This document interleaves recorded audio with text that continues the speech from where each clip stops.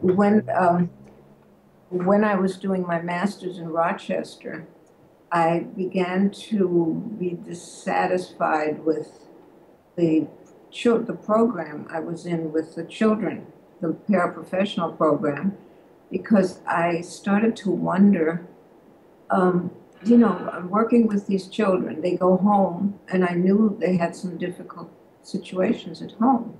And I thought, so what? I don't get this. I work with the children. They get a little better, but they still go home to these situations.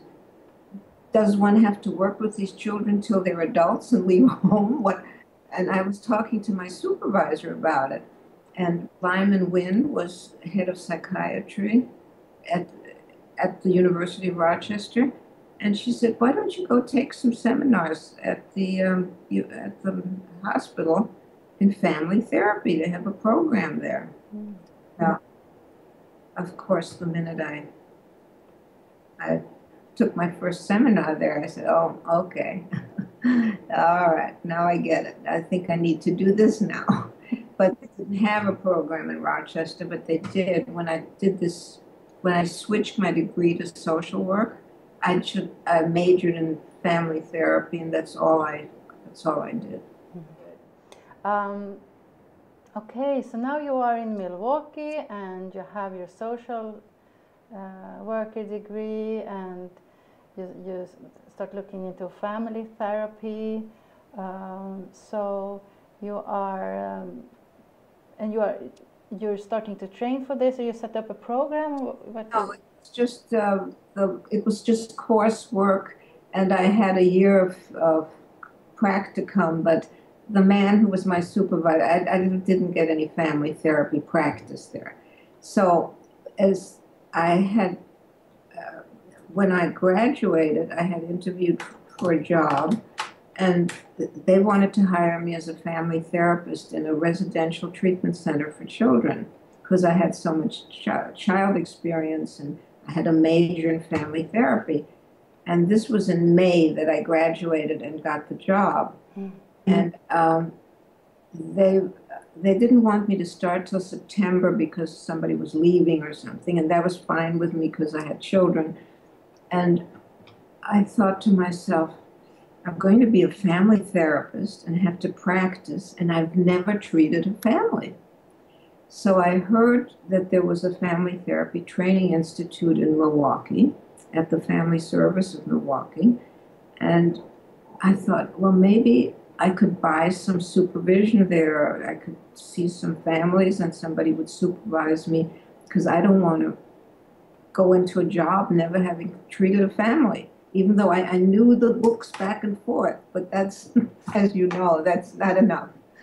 So I went to family service and they said, yeah, okay, you can do that, but you have a background in therapy, because so you have to treat 10 cases.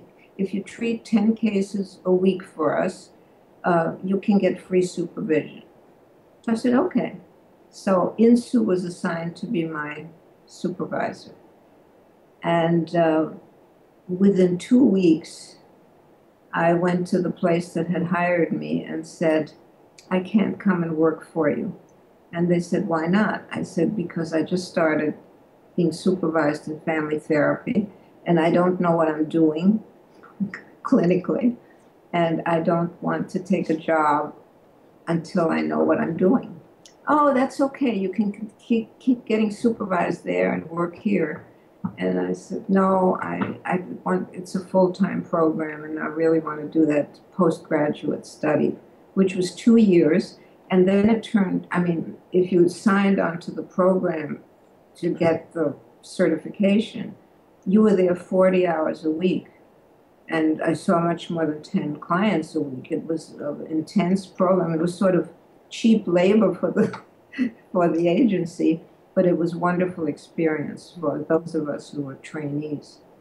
So that's how I met Insoo. Yeah. So,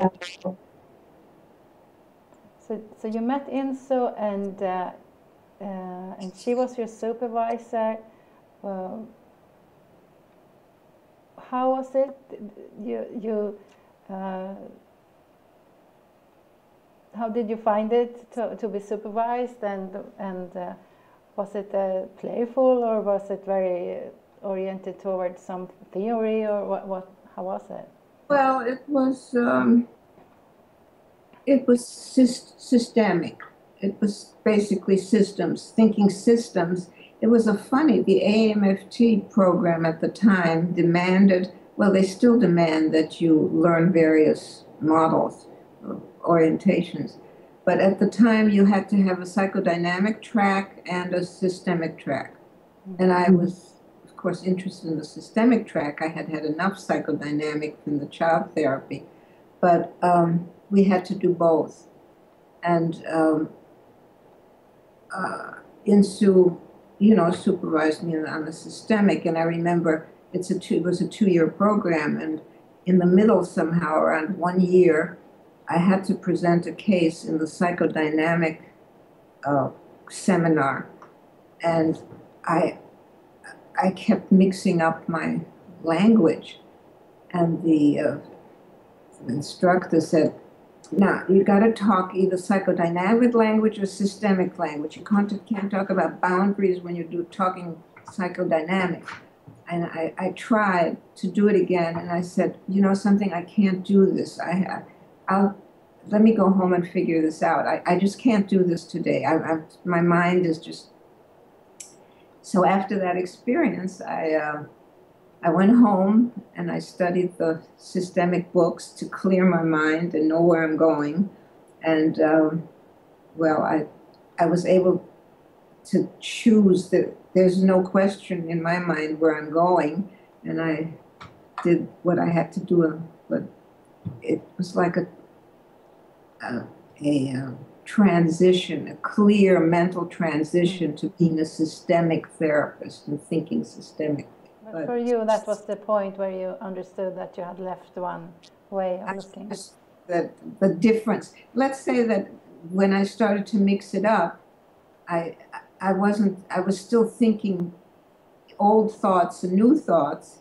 And at that moment when I couldn't distinguish one from the other, that was a turning point for my understanding systemic therapy better, because I then clarified it for myself by just going home and looking at all the systemic books and going, okay, this is the direction you go. The other stuff, but you have to... I could make the distinction after that. It's really a growth point.